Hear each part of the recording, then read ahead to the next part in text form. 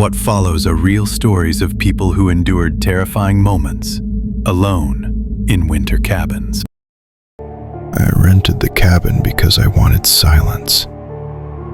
Not the peaceful kind, the kind that presses against your ears and makes you aware of every sound your own body makes.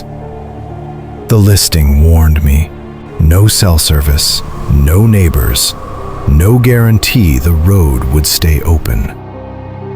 That warning convinced me. The first night was quiet, snow falling, the cabin solid, safe. I slept well. The second night, the storm arrived. Wind slammed the walls, beams creaked, snow erased the world. Near midnight, the generator died. The fire became my only light. That's when I heard footsteps. I tried to explain them away. Branches, ice, but this had rhythm. Crunch, crunch. Slow, heavy, moving through fresh snow. I wiped frost from the window. Whatever was out there was tall. Too tall. It circled the cabin once, then again, then it stopped, right outside the wall behind me. Something pressed against the logs, not scratching, testing. I moved, and it followed. Kitchen, living room, bedroom. It stayed exactly where I was. I sat by the fire all night, gripping iron, listening. It never left. By morning, the cabin was buried, the door sealed shut. Outside, deep grooves in the logs, long, vertical, too high for anything on four legs. That night, it came back, but it didn't walk. It stood still outside the bedroom wall. I couldn't hear it. I could feel it. Pressure in the air. The fire dimmed. My chest tightened. Then it said my name. Not loud, not clear, just enough to be certain. It repeated my name, slowly. I didn't answer. I didn't move. The whispering drifted for hours, near, far, always precise. Near dawn, it stopped. The silence after was worse. On the third day, the storm broke. I forced the door open and left everything behind. Later, the owner paused when I explained, "No one rents that cabin in winter anymore. Everyone hears something walking once the snow traps them in. It never tries to come inside. It just waits."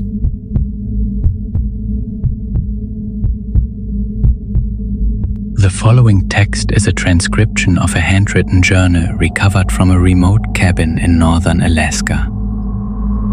The cabin belonged to Thomas Hale, 42 years old, wildlife surveyor. Reported missing January 2016. No body was ever found. Only this journal, discovered on the kitchen table beside an extinguished lantern. December 9th. Arrived before sunset, weather colder than forecast, snow waist deep, supplies limited, satellite phone weak. I should last 2 weeks if I rationed properly. December 11th. 3 lights in the sky, low, steady, silent. They hovered above the tree line without sound, without movement. December 12th. Footprints around the cabin, not animal, too narrow, too precise. Snowfall should have erased them. It didn't. December 13th. Radio interference, compass spinning, pressure in my head. like standing too close to heavy machinery. December 14th. The lights returned, closer. Movement inside them, shadows bending, snow melting beneath, ground warm. December 15th. Dreamt I stood outside staring straight up, woke up with snow in my boots, door still locked. December 16th. A perfect circle behind the cabin, trees untouched, ground warm, disturbed from below. December 17th. The cabin vibrates when they hover. Not sound, vibration. My teeth ache, I feel sick.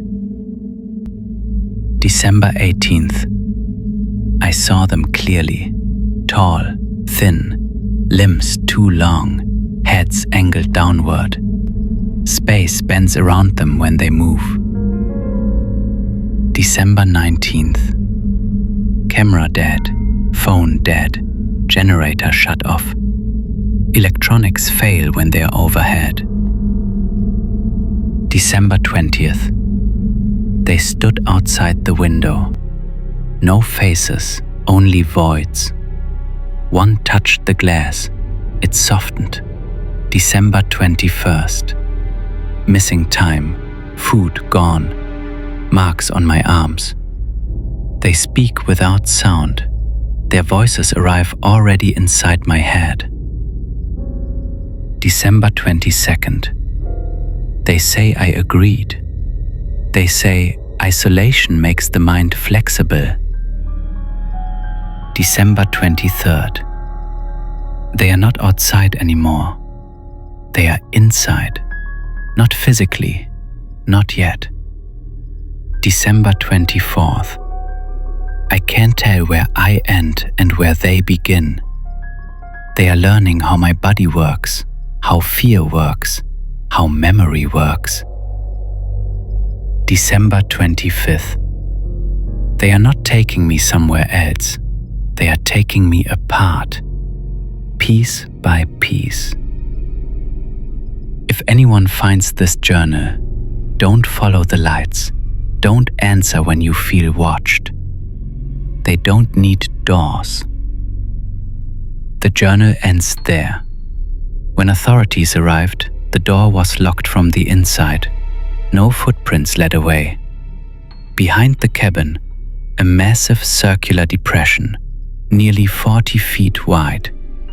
The soil beneath it was still warm. The listing said the cabin was empty. Remote. Private. No neighbors for miles.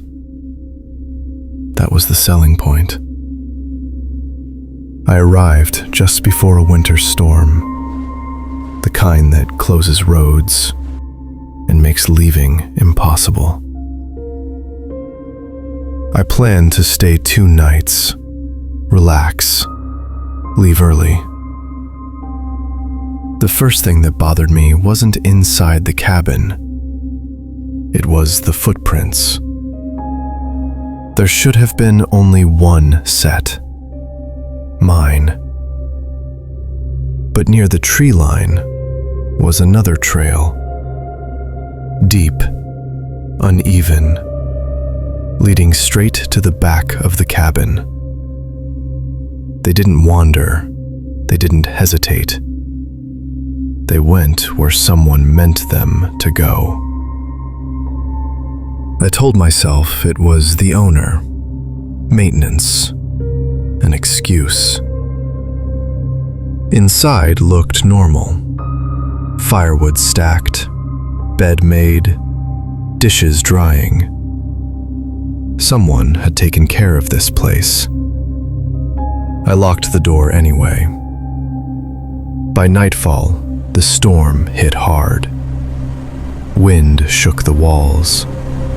Snow erased the world. Around midnight, I heard something that didn't belong. A thump. Not outside. inside, from the back room. Then a dragging sound, slow, heavy. My phone had no signal. The landline was dead. I took a flashlight and moved toward the sound. The back room door was open. Muddy footprints led to the closet. Fresh, wet. The closet door was closed. It creaked open, just an inch. I ran. I blocked the bedroom door, furniture scraping, hands shaking. Footsteps moved through the cabin, slow, deliberate. He wasn't rushing. He didn't need to. The footsteps stopped. The silence hurt. Morning came slowly. Scratches covered the door. Deep, repeated. Blood on the handle. I ran. Halfway to the road, I fell. That's when I saw him, standing at the tree line. Tall, bearded, calm. He smiled. He didn't chase me. He just watched. The police searched the cabin later. They found evidence. Blood, a knife, signs of someone living there.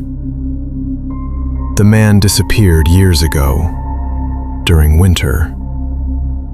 They say he doesn't live there. He waits there, for storms, for closed roads, for people who can't leave. And sometimes, the only reason someone survives is because the storm ends before he gets bored.